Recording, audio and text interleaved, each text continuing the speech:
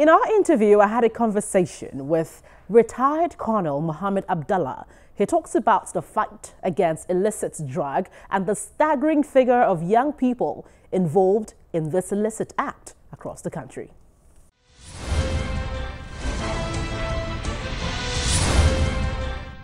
Well, Mr. Mohammed Abdallah, you're welcome to the program. Thank you, Gloria. Now, we understand that 40% of young people across the country are engaged in drug abuse. Can you give us an assessment, your assessment of the situation? I will say that's a conservative estimate, given the fact that, well-known fact that we say, and the world takes it for what we have said, that 60, at least conservatively, to 70% of our population is made of the youth. 60 to 70% of 170, certainly more than 40. So, in your estimate, how many percent? The percentage, I was thought in terms of numbers, up to about 50 minimum. 50 million. Isn't that a staggering figure? More than that, if we could find a word for it. How did we get here? I don't know, it's a long way from where we came to this place. But I would say, I keep persistently saying it, the breakdown of proper parenthood first, before we now begin to throw it out in the streets and talk about society and government institutions. But you have been fighting this menace for quite a while now, I mean, NDLEA, but what really is constructing an obstacle to this fight? Well, for what we have in terms of resources, of manpower and funding, I say we have a stalemate now. So for us to move to the next step, we will need to recruit some more personnel in addition to proper funding being made to the agency. Has this gone beyond the usual narcotics, marijuana? Oh, certainly. Marijuana is one that is more prevalent in Nigeria, but there are certain new substances that are foreign to us, but are creeping into us. I know you have been doing research, on this whole, menace and all of that. But what exactly did you discover? That we have really not started. We're not doing nearly as much as we can to stop this menace. I believe there is a lack of understanding of how dangerously on the principle we are as a country, as far as the problem is concerned. Is it just okay to say a lack of understanding, whereas, I mean, you're in charge of, trying to track this and prosecute people, who are apprehended, So aren't you concerned about the root cause? Well, as I said from the family, before you throw it out in the society, like I told you, when I said we don't understand the problem, it's not the fact that people don't know. Everybody knows somebody else around the corner that does drugs. But as a nation, as a people, we have given the plane, the ostrich, a new meaning. We know it's there, or we want to pretend it's not there. We have to do something more seriously. What are you talking about? I'm saying that everybody knows there is no street in Nigeria that some youth don't partake in drug abuse. So when you say we have to do something more serious, what are you referring to? As a people who have to decide that the time has come that the government must put the desired resources that needs to be done in order to fight this. What we have just been doing now is we're in a hole. Instead of, the only way you can get out of a hole is by putting something into it to fill it up. But unfortunately, I think we're digging in the more because we're not doing what is supposed to be done.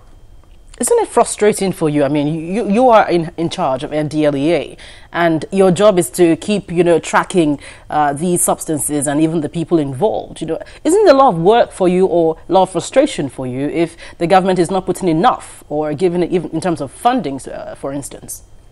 I wouldn't like to say it's frustrating. I like the challenge. I like to point out that it's the duty of every Nigerian to help contribute into the development of this country. This country has not been made yet. Many of us want to relax to think that we're at par with the Western world and we can start enjoying. No, those of us who are around Nigeria now are the ones to build Nigeria. Maybe the people coming after us will be able to enjoy that, but we have to build it now. In terms of starting, I think the president took the first bold step. If I would just tell you, this agency is 27 years old now. For all of those 27 years, they have worked with a manpower strength of 5,000. Right now, it's 4,900, about 40 or 60. The president took a look at it and agreed that something needed to be done. He approved the recruitment of more men to the tune of 15,000. 5,000 from last year, 10,000 this year. The sad thing is that the budget ministry says there is no money. Do you have a sense of being left alone in this fight? Oh, I know gradually people will come on board. I said too many people are playing the ostrich. When it gets nearer them, maybe they will do something better. That's why I asked that question. Are you collaborating with other agencies to aid your efforts? Internally, all the security agencies, the normal ones that we have, work in collaboration with us. But this is an agency that requires some specific tools and trainings that is not available here, that has not been done here, that our international collaborators only give us the training and then give us the equipment. I do not think when your house is on fire, your neighbors will come with some help to help you put it out. But that doesn't mean you should recline on your chair, especially if your neighbors also have the same fire to quench in their countries. So what kind of help are you getting internationally? Training, equipment. But for them, we wouldn't be where we are. The little that we do, thanks to them. So isn't it? I mean, I don't know how to describe this, but does it give you any sense that the government is serious about fighting this? So why put up NDLEA? Let's separate from 27 years ago to now. All I'll be able to do now is to bring it to the fore, to inform the government appropriately what I have met on the ground and what's to be done. Yes. The president has agreed with me. That is why he has approved manpower increment for us. The first step is to get these young Nigerians out of the streets and get them some employment. All right. I do not think once the president has approved something be done and has so publicly said to the whole world, some ministers should say there is no money. So how do you move forward? Well, the president is very much alive. He will come back and he will meet the person who said there is no money. You raised alarm over Plateau situation where you mentioned youths. You cried out that the situation there is really something to worry about. Tell us about that. Well, I don't want to keep going back to every street, every joint has this thing. This is so pervasive. We are trying to learn to live with it as if it is a normal way of life. No, it isn't. There are certain things, bad as they are, we have learned to tolerate them. Let's start from the common alcohol. Because drug abuse is, for instance, simple definition. Anything that you take external to your body that alters the function of your brain, either to depress the function or to excite it. But you remember, in this country, in the 60s and 70s, I knew you could not sell ogogoro out in the street. I knew we had off and on licenses for beers. Now you can buy your bottle of beer in the street and drink it. In the Western countries that we ape, you don't buy beer before it's 12 noon.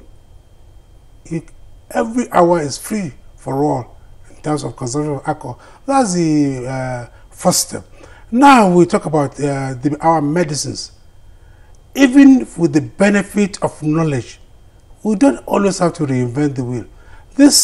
Some of these medicines have been proven outside Nigeria to be only prescription drugs. We have them in our chemists for the asking. So talk about the National Drug Master Plan. Maybe that's where we'll find some head to all of this. Is this still enforceable, or does it even exist again? It does exist because it's still in 2019. We are trying as best as we can to stick to it. Whatever shortfall in conjunction with the UNODC, they understand our shortcomings. They try to remodel it and tailor it to the existing circumstances for us. But that's the one that we've fallen so far. Well, we'll keep our fingers crossed for you and hope for the best to happen so that maybe we'll see some light at the end of the tunnel. There will be light at the end of the tunnel. We are counting on you to take it to Nigerians. Drug problem is real. Tackle it now to be cheaper for you. Tomorrow, it's more additional cost to you. Thank you very much, Ms. Abdallah, for coming on to My Dateline pleasure. Abuja. Thank you.